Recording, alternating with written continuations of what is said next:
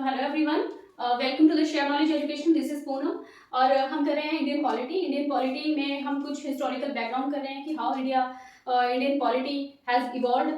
So from the company rule we have discussed already. So now we will do the crown rule, जैसे कि हम इसकी series अभी continue कर रहे हैं क्राउन रूल की। So today we will do Indian council act. हमने 1861 का कर लिया है, 1892 भी कर लिया है। Today we will do Indian council act of 1909। It is also known as Morley Minto reform. कई जगह आपने ये पढ़ा हुआ होगा, एग्जाम्स में काफी बार क्वेश्चंस आते हैं 1909 के मॉर्ले मिंटो रिफॉर्म के बारे में। So it is actually the Indian council act of 1909। तो 1892 हम पढ़ चुके हैं। इसमें जैसे कि हमने बात की, नॉन ऑफिशियल मेंबर्स को ऐड करने की बात की गई थी, नॉमिनेशन किस तरह से किए गए थे, बजट की जो फंक्शंस लेजिस्लेटिव काउंसिल्स को दिए गए। तो इसमें भी कुछ इंपॉर्टेंट की पॉइंट्स रहेंगे, जैसे कि नॉमिनेशंस अभी भी होंगे नॉन ऑफिशियल मेंबर्स के। नॉन ऑफिशियल मेंबर्स, एक तो ये बात होगी। दूसरा, मेजॉरिटी हम बात करते थे, मेजॉरिटी किसकी रहती थी? ऑफिशियल मेंबर्स की। तो सेंट्रल और प्रोविंशियल लेजिस्लेटिव काउंसिल दोनों में ही पहले जो थी मेजॉरिटी ऑफिशियल मेंबर्स की थी, लेकिन यहाँ पर क्या होगा कि सेंटर में तो वो मेजॉरिटी ऑफिशियल मेंबर्स की बरकरार रखेंगे, लेकिन प्रोविंसेस में वो नॉन ऑफिशियल मेंबर्स की मेजॉरिटी बना देंगे। डिस्कस करेंगे इसको। तीसरा, बजट की बात करेंगे हम कि बजट लेजिस्लेटिव काउंसिल्स जो हैं उनके जो बजटरी फंक्शंस, वही बात होगी वैसे तो। जो लेजिस्लेटिव काउंसिल्स हैं इनके जो फंक्शंस, पहले भी ये बात हुई थी, अब इनके बारे में और थोड़ा सा फंक्शंस किए जाएंगे। फोर्थ, वी विल डिस्कस इनके बारे में। एक तो एग्जीक्यूटिव काउंसिल, ये सबसे पहले हुआ for the first time in these acts. Executive councils में भी ऐड किए गए Indians, the association of Indians in the executive council also. And then we will discuss communal representation, the most important.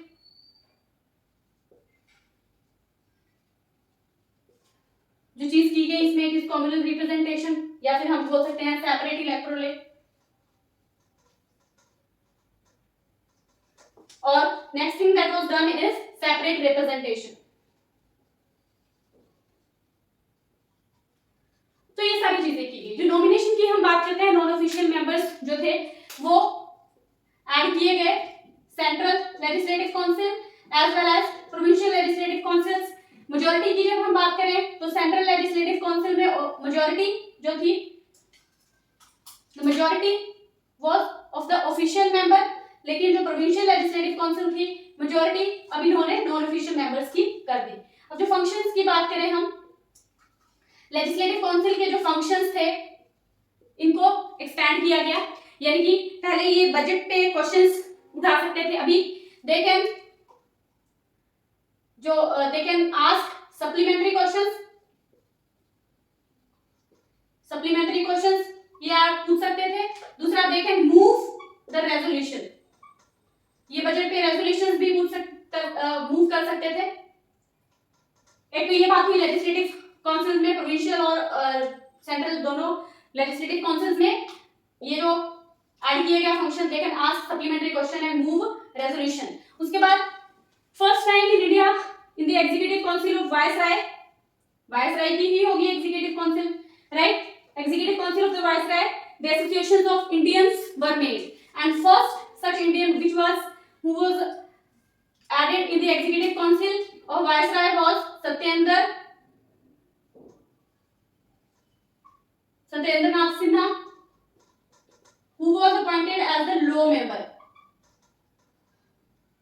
उनको law member बनाया गया executive council में। अभी तक हमने बात की थी लेजिस्लेटिव काउंसिल्स में नॉमिनेशंस चल रहे थे, अपॉइंटमेंट्स चल रही थी, लेकिन यहाँ पर क्या हो गया है, अब एग्जीक्यूटिव काउंसिल में भी इंडियंस को ऐड किया गया। Satyendra Nath Sinha was first such member who was included as a law member in the executive council of the viceroy at that time. और उसके बाद कम्युनल रिप्रेजेंटेशन की बात की, तो कम्युनल रिप्रेजेंटेशन का एसोसिएशन हुआ, they accepted the idea of communal representation. इसको सेपरेट इलेक्टोरेट भी बोला गया। This was for the Muslims, ये मुस्लिम्स के लिए किया गया था eight that time. What was that कि जो अभी इलेक्शन, अभी जो हम बात कर रहे हैं वो इलेक्शन यहाँ पे थोड़ा थोड़ा आगे बरकरार हो रहा है ये सिस्टम जो है। तो यहाँ पर जो इलेक्शंस हो रहे थे मुस्लिम्स के लिए, तो जो इलेक्शंस में मुस्लिम जो थे उनको मुस्लिम वोटर्स ही चुन सकते थे। They can be elected, Muslims can be elected by the Muslim voters, only the कौन से मुस्लिम वोटर्स। तो ये सेपरेट इलेक्टोरेट हो गया था यहाँ पर कि भाई आपको अगर मुस्लिम कोई रिप्रेजेंटेटिव चुनना है तो वो मुस्लिम जो पॉपुलेशन होगी वही चुन सकती है, उन्हीं के वोट उनको जाएंगे।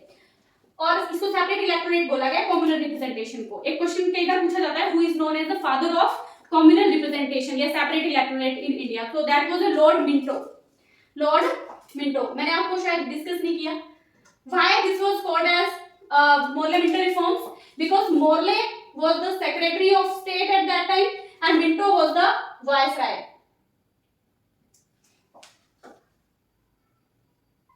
Morley was the secretary of state at that time and Minto was the then viceroy of India. That was why it is known as the Morley Minto reforms. Indian Council Act of 1909 हम इसकी बात कर रहे हैं, Indian Council Act of 1909. So that is Morley Minto reforms. Morley was the Secretary of State at that time and the Minto was Lord Minto was Viceroy. तो जो Lord Minto is known as the father of communalism in India. Okay, so he is known as father of separate electorate we can say, or the representation, communal representation or the communalism in India. Lord Minto. दूसरा बात की गई separate representation की, तो जितनी भी presidency इसमें separate representation दिया गया अलग अलग चीजों के लिए। तो एक ये किया गया, ये जो presidency corporation, chamber of commerce, एक और चीज थी आई थिंक दैट इज बाकी जो चीजें हमने जैसे पहले भी बात की थी जमींदार एंड यस इसी में है यूनिवर्सिटीज, इनको इनके सेपरेट रिप्रेजेंटेशन, यानी कि अभी जो हम आजकल कर रहे हैं पार्लियामेंट में रिप्रेजेंटेटिव भेजते हैं हम हर एक कॉन्स्टिट्यूएंसी से, उस तरह से एक सेपरेट रिप्रेजेंटेशन की बात करेंगे। सेपरेट फंक्शनरी जो है जैसे प्रेसिडेंसी ये कॉर्पोरेशन में चैम्बर ऑफ कॉमर्स से अलग से भेजेंगे अपने यूनिवर्सिटीज और जमींदार अपना अपना कोई रिप्रेजेंटेटिव यानी कि लेजिस्लेटिव काउंसिल में कोई ना कोई होगा। तो इस तरह से सेपरेट रिप्रेजेंटेशन की बात की गई। यहाँ पर हम पहले बात कर चुके हैं कम्युनल रिप्रेजेंटेशन की बात की, तो Lord Minto is known as the father of communalism in India या कम्युनल रिप्रेजेंटेशन। इससे पहले हम बात कर चुके हैं कि नॉमिनेशंस को आगे बढ़ाते गए, नॉन ऑफिशियल मेंबर्स को हमने नॉमिनेट किया further central legislative council and provincial legislative councils में। फिर जो ये मेजॉरिटी की अगर हम बात करें तो अभी सेंट्रल लेजिस्लेटिव काउंसिल में उन्होंने वही अपने ऑफिशियल मेंबर्स की मेजॉरिटी रखी, नॉन ऑफिशियल मेंबर्स कम रखे थे। ये जो मेजॉरिटी थी, अभी हम नॉमिनेशन की बात कर रहे हैं तो सेंट्रल लेजिस्लेटिव काउंसिल थी इसमें 16 से अभी 60 मेंबर्स हो चुके थे, लेकिन जो प्रोविंशियल लेजिस्लेटिव काउंसिल थी इसमें जो ये मेंबर्स थे, जो हम नॉन ऑफिशियल मेंबर्स की बात करें तो ये दैट वाज नॉन यूनिफॉर्म, ये कभी बढ़ा दिए जाते थे कभी घटा दिए जाते थे। लेकिन अगर मेजॉरिटी की बात कर रहे हैं हम तो सेंट्रल लेजिस्लेटिव काउंसिल में ऑफिशियल मेंबर्स की जो है वो मेजॉरिटी रहेगी। प्रोविंशियल लेजिस्लेटिव काउंसिल में उन्होंने सोचा कि चलो ऑफिशियल मेंबर हम हर एक प्रोविंसेस में ज्यादा नहीं भेज सकते अपने, तो वो वहां के नॉन ऑफिशियल मेंबर्स की मेजॉरिटी हो जानी चाहिए। So that is quite obvious. तो उसके बाद लेजिस्लेटिव काउंसिल के फंक्शंस बढ़ा दिए गए। लेकिन आज सप्लीमेंट्री क्वेश्चन, अभी तक वो बजट पे क्वेश्चन रेज कर सकते थे, but they can ask supplementary questions, they can move resolutions, okay and so on. उसके बाद एग्जीक्यूटिव काउंसिल की जो बात करें, क्योंकि अभी तक हमने जितने भी एक्ट पढ़े हैं उनमें हम सिर्फ लेजिस्लेटिव काउंसिल की ही बात कर रहे हैं, लेकिन मिंटो मॉर्ले रिफॉर्म में एग्जीक्यूटिव काउंसिल एक जो फर्स्ट टाइम है यहाँ पर इसको एसोसिएट किए गए इंडियंस। तो इंडियंस में जो थे that was the Satyendra Nath Sinha. Satyendra Nath Sinha was the first who was appointed in the executive council of the viceroy as the law member, right? तो उसके बाद communal representation और separate representation की हम बात कर चुके हैं। तो this is all about Morley Minto reforms. We will come with the next video very soon. So till then, happy studying. Bye.